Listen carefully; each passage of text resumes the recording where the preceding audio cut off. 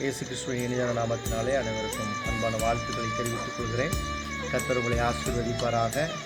நாளை தினத்திலே நடைபெற இருக்கிற வாலிபர் முகாமிற்காக சபை பிள்ளைகள் நீங்கள் அனைவரும் ஆயத்தமாக இருக்கும்படியாக அன்போடு கேட்டுக்கொள்கிறேன். நாளைய தினத்திலே மிகவும் சிறப்பாக இந்த வாலிபர் முகாம் நடைபெற இருக்கிறது. இதற்காக தேவ பிள்ளைகள் நீங்கள் யாவரும் ஜெபித்து கொள்ளும்படியாக அன்போடு கேட்டுக்கொள்கிறேன்.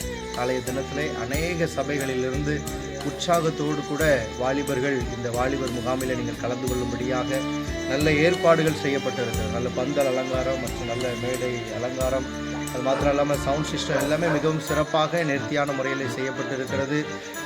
நல்ல ஊழியர்களுக்காக நீங்கள் ஜெபித்து கொள்ளும்படியாக அன்போடு கேட்டுக்கொள்கிறேன். ஒரே ஒரு காரியத்தை மாத்திரம் நீங்கள் பிள்ளைகளுக்கு கற்றுக் கொடுக்க வேண்டும். பெற்றோர் கண்டிப்பாக நாளைய தினத்தில் எப்படியாவது வாலிபர்கள் ஊழியத்திற்கு கண்டிப்பாக வரணும் அப்படின்னு சொல்லி உங்கள் பிள்ளைகளிடத்தில் நீங்கள் பேசும்படியாக அன்போடு கூட கேட்டுக்கொள்கிறேன். அநேக பிள்ளைகள் இந்த வாலிபர் முகாமிலே கலந்து கொண்டார்கள் என்று சொன்னால் நிச்சயமாக அவர்கள் ஆசீர்வதிக்கப்படுவார்கள். அவருடைய வாழ்க்கையில் பெரிய மாற்றத்தை கர்த்தர் நிச்சயமாக கொடுப்பார். ஆகவே தேவ பிள்ளைகள் இதை நீங்கள் கருத்தில் கொண்டு உங்களுடைய பிள்ளைகளை இந்த வாலிபர் முகாமிற்கு அனுப்பி உங்களுடைய பிள்ளைகளுடைய வாழ்க்கையில் பெரிய வெற்றியை கர்த்தர் கொடுக்கும்படியாக, இந்த வாலிபர் முகாமில் ஒரு பெரிய மாற்றத்தை உங்கள் பிள்ளைகளுடைய வாழ்க்கையில் ஆண்டவர் கொடுக்கும்படியாக ஜெபித்துக் கொள்ளுங்கள். பிள்ளைகளை எப்படியாவது நீங்கள் ஆயத்தப்படுத்தி இந்த ஊழியத்திற்கு, இந்த முகாமிற்கு நீங்கள் அனுப்பும்படியாக அன்போடு தாழ்மையோடு கேட்டுக்கொள்கிறேன்.